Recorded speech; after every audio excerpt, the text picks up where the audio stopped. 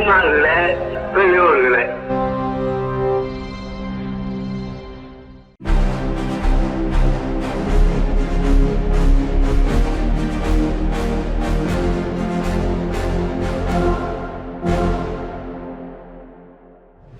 அனைவருக்கும் வணக்கம்.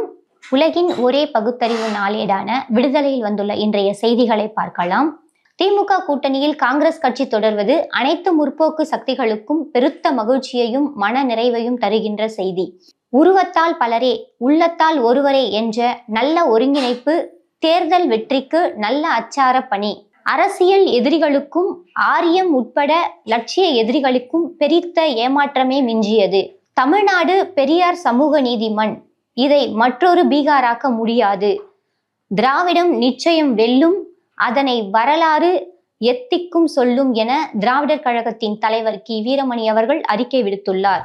சட்டவிரோதமாக வசூலித்த வரியை திருப்பி செலுத்துமாறு அமெரிக்க அதிபர் டிரம்ப் அரசு நிர்வாகத்திற்கு வர்த்தக நீதிமன்றம் உத்தரவிட்டுள்ளது. ஏழுமலையான் சக்தி இதுதானோ? திருப்பதிக்கு சென்ற பக்தர்கள் 5 பேர் சாலை விபத்தில் மரணம். பாஜகவில் பெண்களுக்கு இதுதான் மரியாதை என்ற தலைப்பில் தலையங்கம் இடம்பெற்றுள்ளது. மதுரையில் நடைபெற்ற தேசிய ஜனநாயக கூட்டணியின் பொதுக்கூட்டத்தில் பாஜக மகளிரணி தேசிய தலைவரும் கோவை தெற்கு பகுதி சட்டமன்ற உறுப்பினருமான திருமதி வானதி சீனிவாசனை ஒன்றிய அமைச்சர் பியூஷ் கோயல் தடுத்து நிறுத்திய ஒரு காணொளி சமூக வலைதளங்களில் வைரலாகி வருகிறது. பெண்கள் எவ்வளவு உயரிய பதவிகளில் இருந்தாலும் பாஜகவில் அவர்களுக்கு உரிய அங்கீகாரம் கிடைப்பதில்லை என்பதுதான் இந்த விமர்சனம். நாடாளுமன்ற புதிய கட்டட திறப்பு விழாவிற்கு குடியரசுத் தலைவரை அழைக்கவில்லை. அரசியலமைப்பு சட்டத்தின் உயரிய பதவியில் இருப்பவர்களுக்கே இந்த நிலை என்றால் ஒரு பெண் சட்டமன்ற உறுப்பினரின் நிலை என்ன என்ற கேள்வி எழுப்பப்படுகிறது. வானதி சீனிவாசன் போன்றவர்கள் பிஜேபி என்பது என்ன, அவர்கள் கூறும் இந்துத்துவாவின் தன்மை என்ன, எத்தகையது என்பதை இப்பொழுதாவது உணர்ந்து புத்தி தெளிவார்களா என்பது அவசியமான கேள்வியாகும். இந்து மதத்தின் வேதங்களுக்கு ஸ்மிருதிகளுக்கும் பெண்களை எவ்வளவு கீழ்த்தரமாக மிதிக்கின்றன என்பதை எடுத்துக்காட்டுடன் விளக்கினால் வானதி சீனிவாசன், தமிழிசை போன்றவர்கள் ஆவேசமாக எதிர்குரல் கொடுக்க தயாராகி விடுவார்கள்.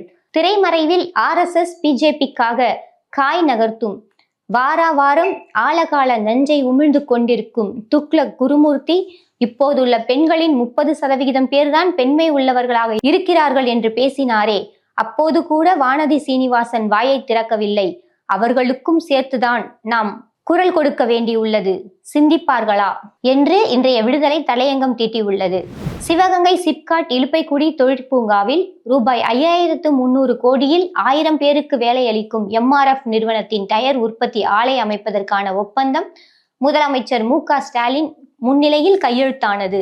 அழிக்கப்பட்டது வெறும் எழுத்துக்கள் மட்டுமல்ல, ஆதிக்க வெறியரின் ஆணவம்தான் என்று திருச்சி மண்டல ரயில்வே அலுவலக நுழைவு வாயிலில் இந்தி பெயர் வைக்கப்பட்டதற்கு கடும் கண்டனம் தெரிவித்துள்ள தமிழ்நாடு முதலமைச்சர் மு.க. ஸ்டாலின் தனது வலைதள பக்கத்தில் தெரிவித்துள்ளார். அமெரிக்காவின் வர்த்தக மிரட்டலுக்கு அஞ்சி எங்கள் முடிவை மாற்றிக்கொள்ள மாட்டோம். ஸ்பெயின் பிரதமர் மெட்ரோ சான்சஸ் திட்டவட்டம். மாநிலங்களவை தேர்தலுக்கான திமுக வேட்பாளர்களாக திருச்சி சிவா, பேராசிரியர் கான்ஸ்டன்டைன் ரவீந்திரன் அறிவிப்பு. பீகார் முதலமைச்சர் நிதிஷ்குமார் பதவி விலகுகிறார். மாநிலங்களவைக்கு செல்ல வாய்ப்பு. மகனை துணை முதல்வராக்க முடிவு. பாஜக முதலமைச்சர் பதவியை தட்டிச் செல்கிறது. காவல், விளையாட்டு, நகராட்சி நிர்வாகம், வேளாண்மை உட்பட பல்வேறு துறைகளில் ரூபாய் 2975 கோடியில் நிறைவுற்ற திட்ட பணிகளை முதலமைச்சர் மு.க. ஸ்டாலின் தொடங்கி வைத்தார்.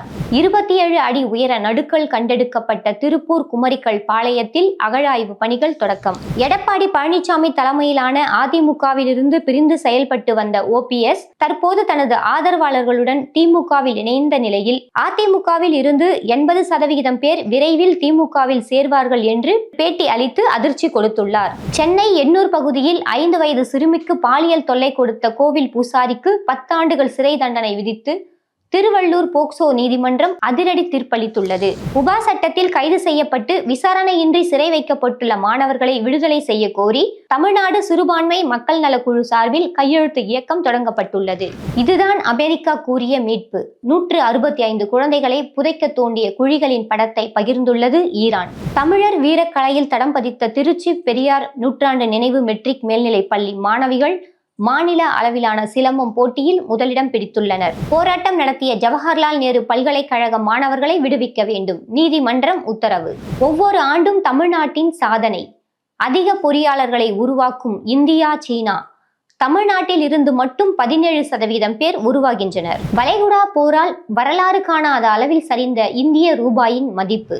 மாநிலங்களவை தேர்தலில் தேசியவாத காங்கிரஸ் கட்சியின் தலைவர் சரத்பவாருக்கு காங்கிரஸ் கட்சி ஆதரவு தெரிவித்துள்ளது. தமிழ்நாடு அரசு ஊழியர்களின் பொது வருங்கால வைப்பு நிதி GPF விதிகளில் சில முக்கிய திருத்தங்களை மேற்கொண்டு நீதித்துறை கூடுதல் தலைமைச் செயலாளர் உதயச்சந்திரன் அரசாணை வெளியிட்டுள்ளார்.